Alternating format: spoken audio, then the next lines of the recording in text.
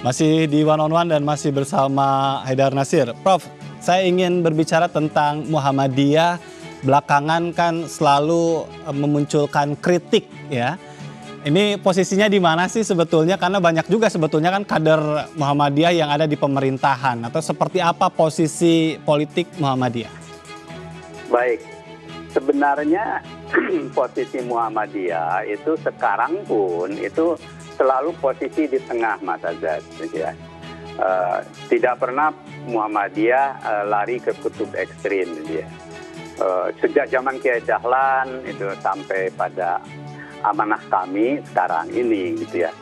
Di mana prinsip di tengah itu dalam menghadapi pemerintah dari periode ke periode, gitu ya. Kita mendukung apa yang positif, konstruktif, dan untuk kepentingan bangsa dan negara. Dan ini sudah banyak dilakukan oleh Muhammadiyah untuk melakukan apresiasi. Nanti bisa dibacalah dalam rekam jejak yang sekarang ini kan tidak bisa kita hindari ya.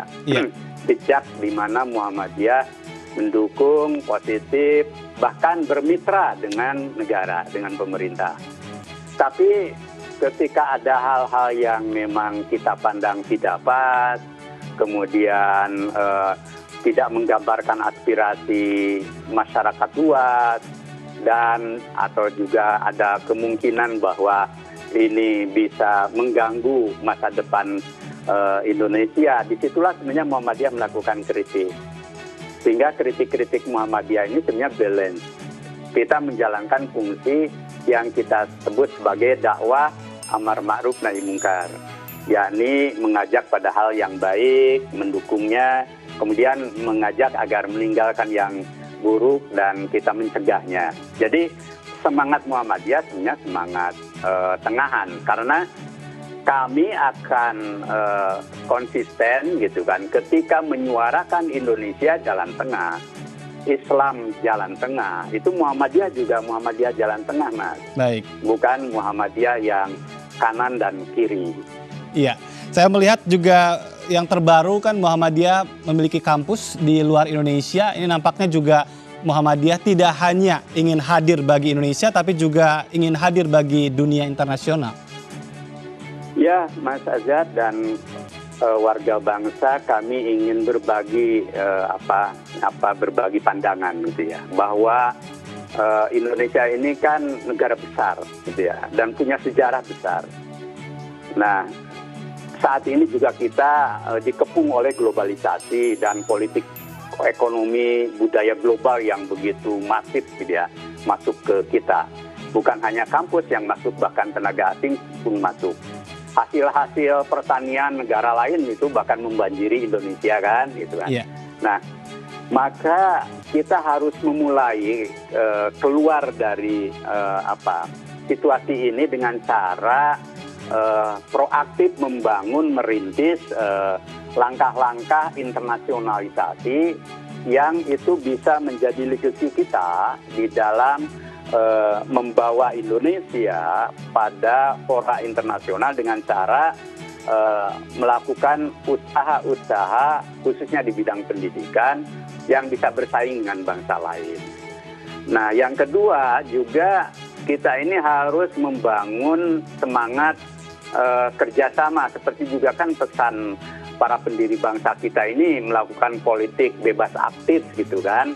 Bukan bebas pasif gitu ya. Nah, politik bebas aktif itu artinya kita harus proaktif. Nah, Muhammadiyah ingin juga merekat bangsa serumpun gitu ya, termasuk di Asia Tenggara sebagai kekuatan strategis dalam rangka meningkatkan peran kebudayaan, peran kebangsaan di tingkat global. Dan itulah yang dilakukan oleh Muhammadiyah. Dan mudah-mudahan ini juga sedang kita rintis untuk Muhammadiyah Australian College di Melbourne, yang ini juga usahanya terus kita lakukan sesuai dengan hukum yang berlaku di negara tersebut. Jadi ini punya konteks ya kebangsaan untuk usaha mencerdaskan kehidupan bangsa di tengah globalisasi dengan cara proaktif kita membangun pusat-pusat kemajuan di luar negeri.